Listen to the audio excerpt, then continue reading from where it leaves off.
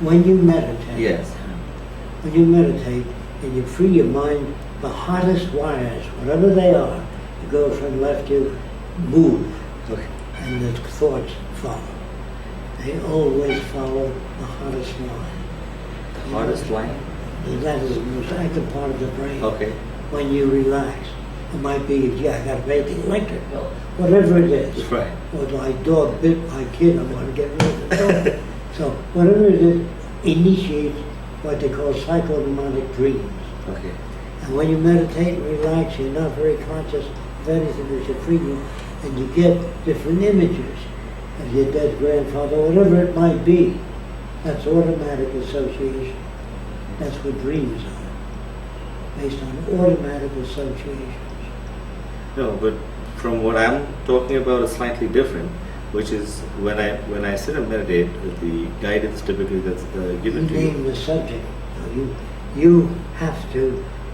You can't dream of an airplane structure or meditate on it. So No. you've seen one. No.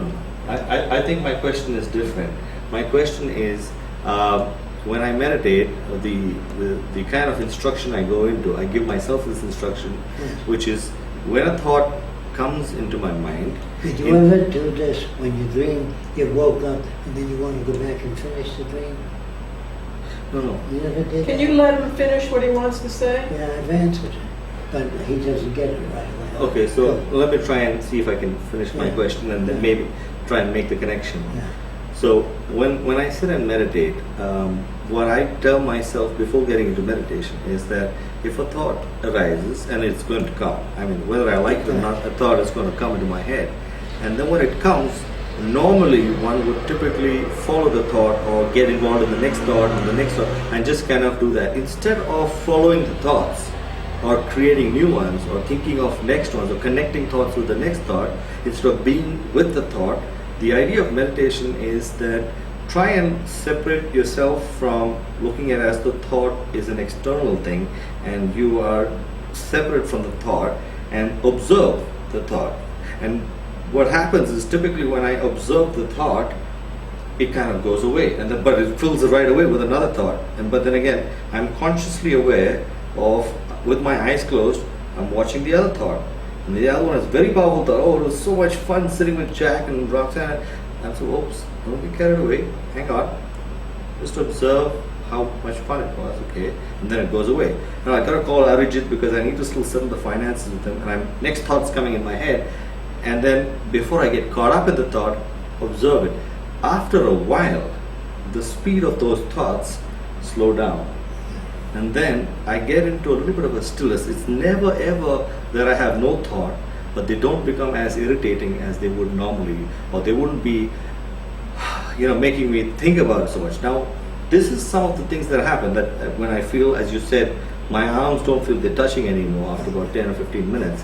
I feel a sense of great peace and calmness. Now, here's the impact of a noticeable difference that I can actually jot down and I share with you. When I get into a fight, it doesn't last very long with my spouse. I am suddenly able to observe that there is this other ego inside of me who's fighting with this spouse of mine, and I don't have to fight. So my ability to be much calmer exists. Now, these are some side effects of meditation that maybe science cannot measure it. Right? When you learn, let me complete my question. Let me Okay. complete my question. My question is, in the cities of the future, when you have things like studies for agriculture and all of those other things, there is this thing that we really can't put down, but is there scope for centers which will allow people who if they want to go by choice, to learn about meditation? Can I It's not a interject there with scientific something that education. I've experienced? Try it. When I never meditate. Okay. Okay. Well, maybe not in this way. Maybe it's Right. something else. When I started going to Jacque's seminars, yes. yeah, and he taught Can I how, point this up? All right. Yeah. and he taught how we learn, how we get our thoughts, where they come from, how we get our language, how we're influenced by the outside. After a while, when you understand where your thought processes come, and people don't think it's theirs and they're gifted or they're egotistical, but they understand that it comes from the outside.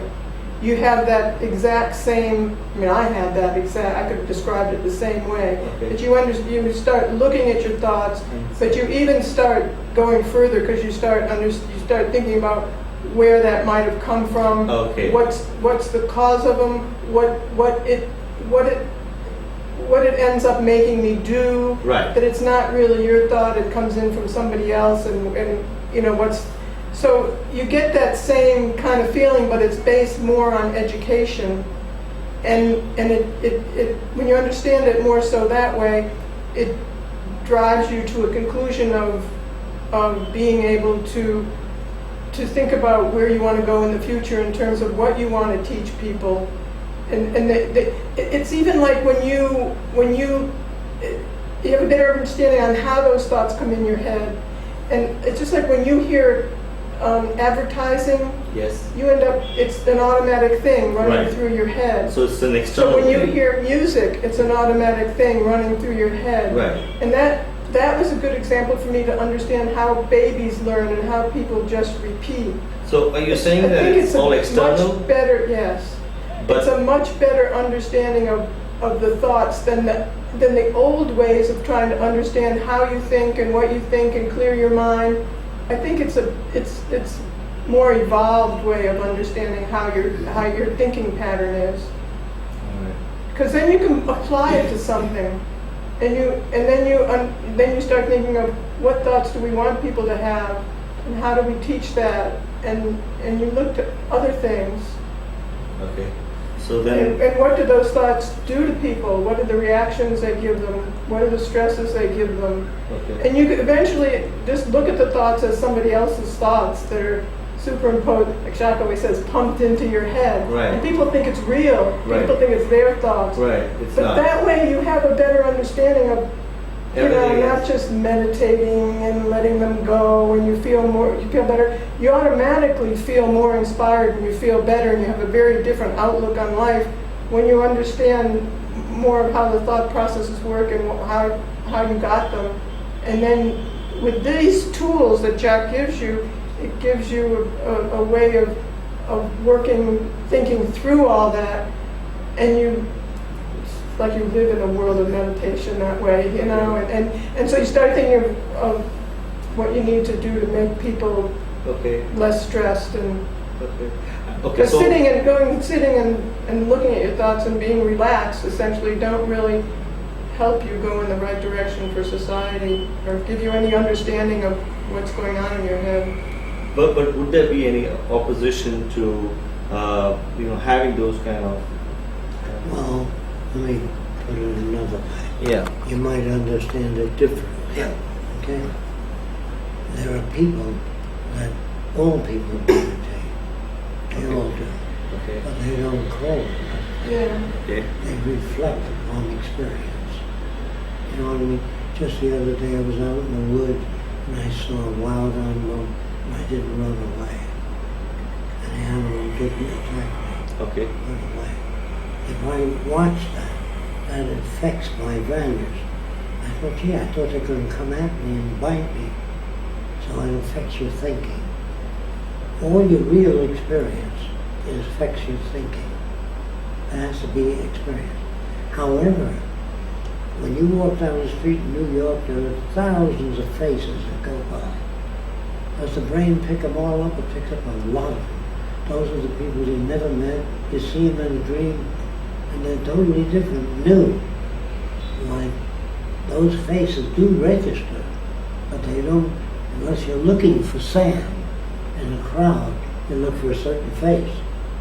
But if you walk down or get in an elevator with 15 people, your brain may lock onto those faces, but not your social memory. That is, except when you dream. You'll see people you never knew in a dream. Faces, different body proportions. So where the hell did that come from? Every day you meet thousands of people that you don't expect.